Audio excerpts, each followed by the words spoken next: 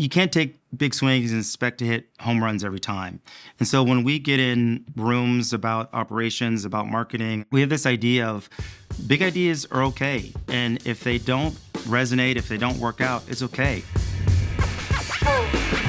Think of a brand that instantly sparks nostalgia just by seeing its logo.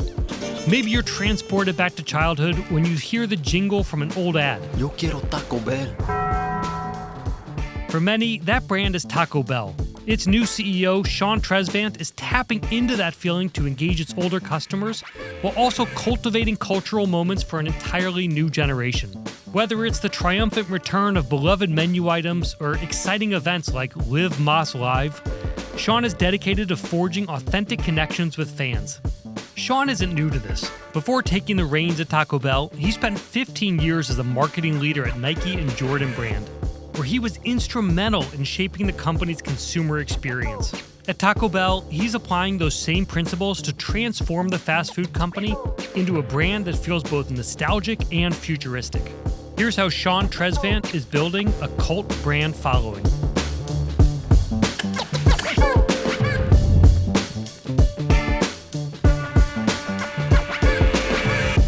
So last night I told my kids, my teenagers, that I was interviewing you. And they started immediately talking about Live Más Live, the show that you did during Super Bowl with Devontae Adams. What went into creating Live Más Live? It was funny. Taylor Montgomery, the Taco Bell CMO, Tim Bergevin, the Taco Bell kind of leader of collaborations and culture, we're driving to LA for a dinner, and we're talking about Super Bowl and how do we make a big splash. And Taylor had just watched the Apple keynote. And he said, well, what if we did something like that to introduce our menu to the world, to our Taco Bell fans and cult? And Tim and I were like, what a great idea, never been done before. And the one thing we get as a brand is what's coming out next? What's the next big menu item for Taco Bell? And so here we like to dream big, like to take big swings. And we thought that would be a big swing. One, introducing our menu, and two, doing it at a time like Super Bowl when the world's watching. And it just all came together. And I don't think we were even prepared for the heat it generated with our consumers. Does Taco Bell have success because you've already had success, or is there something other companies can do to become cult brands? We have a DNA of feeding curiosity for the unconventional. We believe that's what Glenn Bell was trying to do 62 years ago when he kind of introduced tacos to the mainstream of the U.S. And we try to carry that DNA for 62 years and 62 years beyond that. But I would tell you in this job, the amount of comments I get about, hey, when are you bringing back the enchilada? Hey, what's going on with Baja Blast Gelato or Baja Blast Pie? So there's a fandom that I didn't even know coming into this job that people have for Taco Bell. And it's a little bit of nostalgia, but it's also how do we carry the torch for today for your teenagers and other people who just love Taco Bell? Sean, do you think that is something that can be created? Like if someone's watching this and they're like, of course Taco Bell can do that. Of course Nike can do that, but I can never do it in my company. Is that true? Or do you think there is a possibility for anyone to create that kind of connection with fans? I think you can, Dan. I really think you can. But I think you have to be authentic to who you are as a brand. I think when brands go a little astray is when they try to do something that's not in their DNA or what's not authentic to who they are as a brand. I think companies who want to create a cult fandom have to be authentic and find the thing that connects from their brand to their fans or to their audience. Has there been a big surprise for you in becoming a CEO? What's been the biggest surprise? I think the biggest surprise is probably some advice I got early on. When I transitioned from being the chief brand officer to the CEO, some great advice I got was don't try to be a black belt in everything. Be a black belt in marketing and be a brown belt in everything else, and just ask the right questions and be able to support your team who are running different functions. And that's what I think has helped me be successful early on, is because I'm not trying to be everything. I understand I'm not a CFO, but I have a great CFO who can lead the business. Isn't that hard? How do you do that where you're at the top and everyone is coming to you for answers and you have to say, this isn't actually, I'm a brown belt, not a black belt. I don't have the answer there. How do you get used to that? I think that's great leadership. I think the leaders who try to be everything to everybody and try to maybe be a little bit too micro and don't empower their teams to lead, I think that's when teams aren't at their best. I try to be a leader who understands what I'm good at, but also understand what other people are good at and make sure I'm giving them the space to be great of what they're good at. There was an article I read where you talked about when you came in, you felt like the Taco Bell brand was too broad. It was actually appealing to a lot of people, and you wanted to focus on one group in particular, the cultural rebels. Yeah. Would you just talk a little bit about why you thought you needed to find the one group to focus on? Well, what it was is when I came in, I asked a couple people. It was when I was interviewing, like, who is the Taco Bell consumer? And I got maybe 5 different answers. And I think great brands know who they're talking to. We sell to everybody from 8 to 80 and everybody in between. But to be a great brand, you have to speak to somebody. We weren't speaking to people in particular. If you look at our content, it was a bit all over the board. We came up with a consumer called the Cultural Rebel. Cultural rebel is somebody who is changing the game, somebody who wants to push culture forward. And so when we started focusing on them, our food was designed for them, our content was designed for them. And that's when I believe we started to break through. And you saw stuff on TV like, oh, that's a Taco Bell commercial. Oh, that food is for the cultural rebel. And it appeals to everybody, but I truly believe the best brands speak to somebody. Getting people on board with novel ideas can be difficult in any company. I just love to know, are there any secrets to getting buy-in on ideas, especially unconventional ideas? I think one of the biggest ones we're figuring out every day is failure is okay. You can't take big swings and expect to hit home runs every time. We have this idea of big ideas are okay. And if they don't resonate, if they don't work out, it's okay. But the culture of taking big swings is really important at Taco Bell. And so what you mentioned earlier, Live Más Live was a big swing.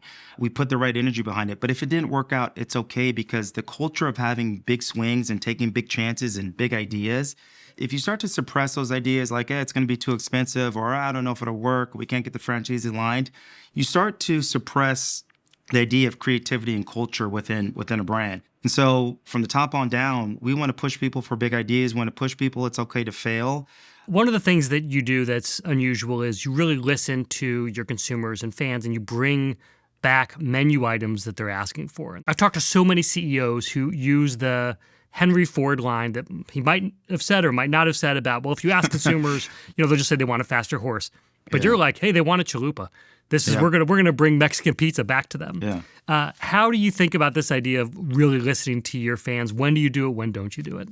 There's an old saying that the consumer decides. And so when we, on social, whether it's through TikTok, Instagram, the different platforms, you hear a lot of talk about nostalgia, como empanada, and chorrito.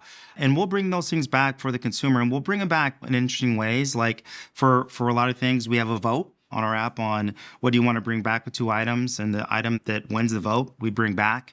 And it's fun. And all brands that have a history, the best brands can tap into nostalgia, and then they can tap into the future, like something like Cantina Chicken or Cheez-It. So that dual of we can play on nostalgia and bring back stuff that have great memories for people who ordered it originally, and then consumers or Gen Z that's ordering it for the first time. And then we also want to push the future forward. So the idea is not being totally beholden to people's nostalgia. You have to push them forward also. You have to push forward. You have to have both. You have to have the nostalgia that you can bring back, but also the future is really important too, and making sure we push forward to the future for that next generation of nostalgia.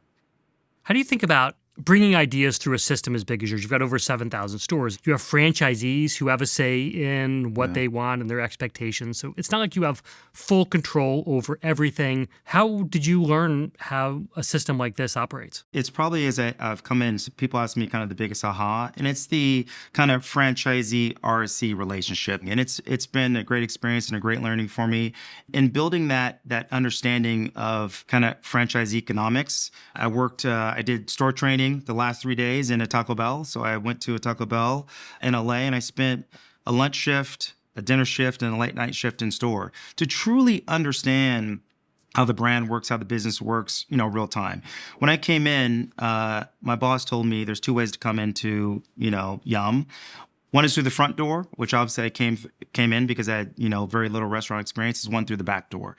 And the people who are really successful understand how to come through the front door and bring new ideas and fresh thinking, but they also understand how to come through the back door. And so that's why I spent 3 days in LA in restaurant training. And it was eye-opening on spending time with our team members, spending time with the consumers, working the drive-through window, working the line. And so it's been eye-opening, but I tell you, Dan, I'm having a lot of fun. I'm having a lot of fun. That's awesome. What did you learn? What were those 3 days like? What were the biggest sort of aha moments in those 3 days? Well, one of the biggest ones are our team members. They're the face of the company. They come in every day. They have a great attitude. What they have to do in a day's work between on the line, drive through window, making sure customers are happy is pretty incredible. So just spending time seeing the brand through their eyes was amazing. It was just great understanding them. And my crunch wrap fold isn't great yet. So I folded a couple crunch wraps, and I got a little work to do on the crunch wrap fold. Is there anything about that experience that will change how you operate as a CEO, or the kind of questions you ask, or how you roll out items? Yeah, I think the best leaders are ones who just don't sit in their offices and drop pretty marketing plans or operation plans.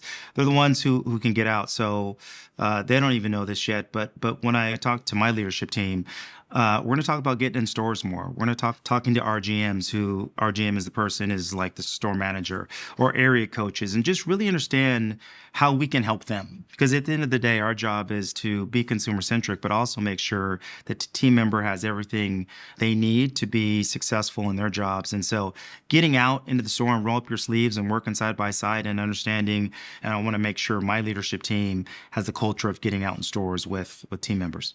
I love to end these interviews with a question about career advice. How do you must have people coming to you all the time saying, I'd love to have a career like yours. Yeah. What kind of advice do you give? It's pretty simple. I believe as much as intangibles as tangibles. So there's a lot of people who come and believe me, their resume looks amazing. And it's, it's Ivy League. I speak a couple different languages. I've had great internships, and all that is great. Those are the tangibles. What are your intangibles? Can you work across function? Do people like to work with you? Are you a good leader? Those are kind of some of the things I look for in people. And I think is the differentiator between people who can just get a job because their resume looks good, or a person can be successful because they have the intangibles.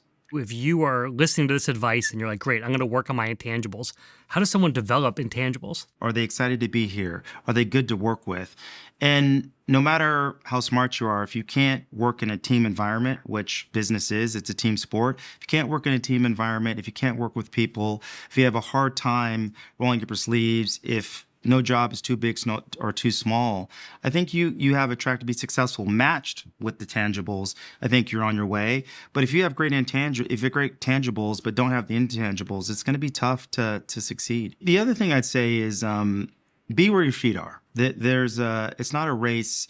There's a great quote that says, live the width of life as well as the length of life. And a lot of people get in a job and they're so focused on the next promotion, the next thing, the C-suite, and they don't take time to enjoy where they are today. They don't take time to soak up the experience they're in today. You have to be successful where you are. You have to get the most out of your experience where you are today versus just focus on the end or the destination or the next job. Here's what stood out to me. In order to bring Taco Bell to new heights, Sean had to make a bold decision to zero in on a core audience, the cultural rebels. By doing this, Taco Bell's marketing became more authentic, allowing the brand to clearly define its voice. This focus actually helped Taco Bell resonate with an even broader audience. The fast food chain also decided to bring back discontinued menu items and let its customers feel part of the process by launching the voting system. All great examples of how blending nostalgia with fresh, interactive experiences can build loyalty across generations. Those kind of ideas only happen when you empower the right people around you. As Sean puts it, you don't need to be a black belt in everything. It's about trusting the experts on your team to lead in areas that they know best. It's a great reminder that strong leadership means knowing when to step back and let your team shine. Now I'd love to hear from you. How do you focus your strategy at work and empower your teams? Let me know in the comments.